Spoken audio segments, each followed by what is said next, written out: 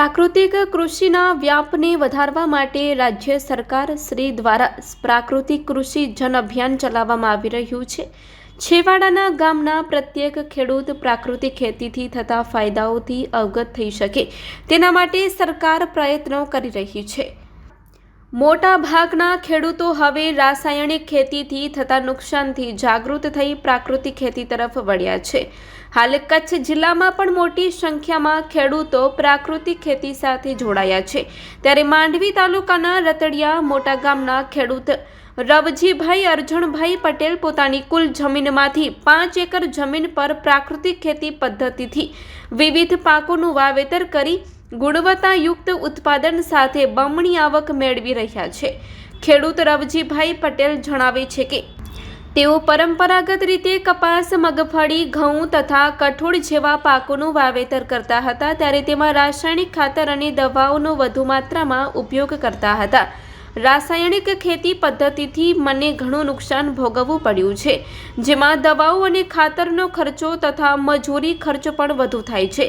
જમીનનું બંધારણ બગડે છે, જમીનમાં ક્ષારનું પ્રમાણ વધે છે, જેથી પાકની ગુણવત્તામાં ઘટાડો થાય છે। રાસાયણિક ખેતી દ્વારા પાકને વધુ પિયતની જરૂર પડે છે, તેમજ નીંદણ પણ વધારે ઉગી નીકળે છે। ખેતીમાં જંતુનાશકો અને યુરિયાનો મોટા પ્રમાણમાં ઉપયોગ કરીને ખેડૂતો જમીનને બિન ઉપજાઉ બનાવી રહ્યા છે। રાસાયણિક ખેતીથી પીવાના પાણીમાં પણ પ્રદૂષણ વધી રહ્યું છે। આમાંથી બચવાનો એકમાત્ર ઉપાય એ છે કે ખેડૂતોએ પ્રાકૃતિક ખેતી પદ્ધતિ, ઝીરો બજેટ, નેચરલ ફાર્મિંગ સાથે જોડાવવું જોઈએ। ખેડૂત રવજીભાઈ પટેલ જણાવે છે કે હું વર્ષ 2019થી પ્રાકૃતિક કૃષિ કરું છું। કુલ જમીનમાંથી 5 એકર જમીન પર પ્રાકૃતિક ખેતીમાં ઘઉં, બાજરી, કપાસ જેવા પાકોનું વાવેતર કરી રહ્યો છું। શરૂઆતમાં હું રાસાયણિક ખેતી પદ્ધતિથી ખેતી કરતો હતો, જેથી આવક કરતાં ખર્ચનું પ્રમાણ વધી જતું હતું।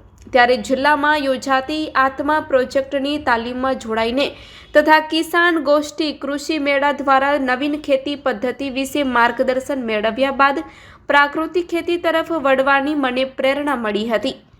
આ સાથે પ્રાકૃતિક ખેતીથી થતા ફાયદાઓ વિશે વાત કરતા તેઓ જણાવે છે કે હું હાલ ગાયનું ગૌમૂત્ર અને ગોબરથી બનાવવામાં આવતા જીવામૃતનો ઉપયોગ કરી રહ્યો છું।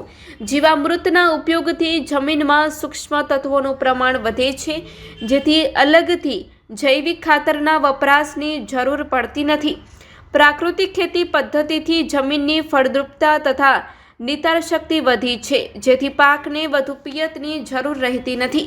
જીવામૃતથી જમીનમાં ઓર્ગેનિક કાર્બન તથા સૂક્ષ્મ તત્વોનું પ્રમાણ વધ્યું છે, જેથી અલગથી જૈવિક ખાતર આપવાની જરૂર પડતી નથી। પ્રાકૃતિક ખેતીથી પાકની ગુણવત્તામાં સુધારો થાય છે અને આવકમાં પણ વધારો થયો છે।